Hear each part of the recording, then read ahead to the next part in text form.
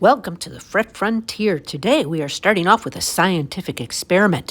This guitar player and this ukulele player are going to play the exact same chord shapes at the exact same time. Let's see what happens.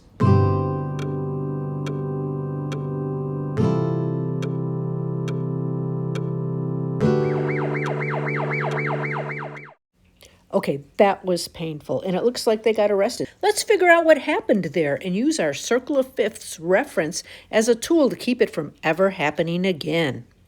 So what's going on when we're playing our ukulele? If we take a look at our C scale, we have a C6 chord when we strum open like this. So we have our triad, we have the C, E, and G on these three strings. So C is our fourth string, E is our second string, and G is our fourth string. And then we have this outlier here, we have this A.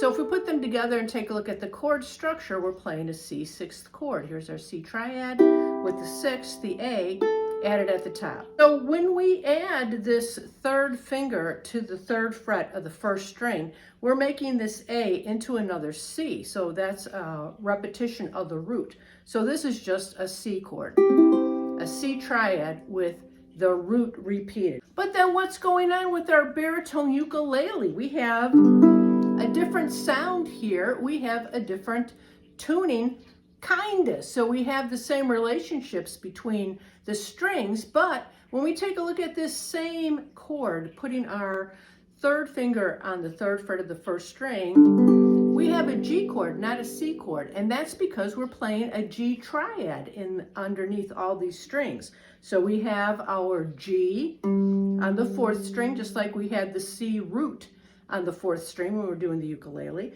Then we have our B, our third for the triad on the second string. And then we have our D, the fifth for the triad on the fourth string. There's our G triad. And then we have this outlier, the E on the first string, which is the sixth in the key of G. So we have our G sixth chord. We put that third finger on the third fret first string. And there we go. We've got our G major chord. Let's quickly look at the guitar. So when I take a look at my guitar or your guitar, I have a baritone ukulele hidden in there on the first four strings, right? It's the same setup. I've got my G triad, G, B, and D, third string, second string, fourth string. I've got that outlier, that G sixth sound there. If I play that open string, the E, that's my sixth. I've got my baritone ukulele hidden in plain sight. And then I have two additional bass notes, an A and a repeat of the E, right? If I'm thinking about the key of G, I've got a repeat of that sixth degree, and then that A is a 2 or a 9. So if I am a guitar player or a baritone ukulele player and I show up at a jam session where there are a bunch of ukulele players, what do? They hand me a lead sheet and I start using the chord forms that are shown on their lead sheet, and we don't sound right. We're not in tune. And why is that? Because my strings, my open strings are different. So when I create this, when they play their C, I'm playing a G chord and we're not going to match. So if I don't want to do anything, if I don't want to transcribe or transpose anything, I can take my capo and put it on the fifth fret. Yay! I am now going to be able to play in tune using the exact same chord shapes the ukulele player is playing. So if I put my third finger on the third fret away from the capo, this is now my C chord. And it's my C chord because the capo is serving like a bar. So if I play this, this is my C bar chord on my baritone ukulele. I get rid of that bar, the need for that bar, but putting my capo on, and now I just have my C chord.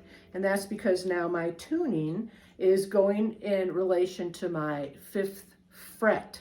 So on the fifth fret, the notes that we have available when we play the strings open are going to be G, C, E, and A. So the only thing that has changed is now I have a low sounding G instead of that higher tuned G that I would have on the ukulele when I'm playing my fourth string. But I don't always want to do that, because what's the advantage to having a guitar or a ukulele? That's the baritone timbre. It's that you get that lower sound, right?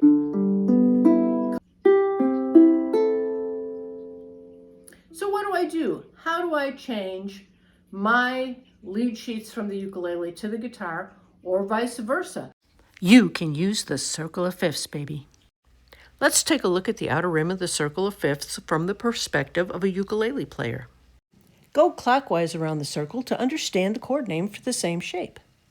The ukulele C major shape is the same as the baritone ukulele G major shape. Similarly, the ukulele G major shape is the same as the baritone ukulele D major shape. Okay, so now I've told my guitar player buddy that they cannot play the same chord shape I am playing and be in the same key. So now let me try to get back on their good side by showing them what chord they can play. So when I'm playing a C major chord, if I go counterclockwise on the circle of fifths, I know that I can demonstrate my ukulele F shape, and that's the C major shape for the baritone ukulele.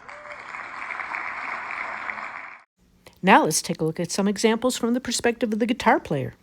In this case, I'm going to go counterclockwise around the circle to understand the chord name for the same shape. So, as a guitar player, when I play my G shape, that similar shape on the ukulele is going to be their C chord. Then I'm going to go clockwise to translate my guitar shape to a shape the standard ukulele player can use.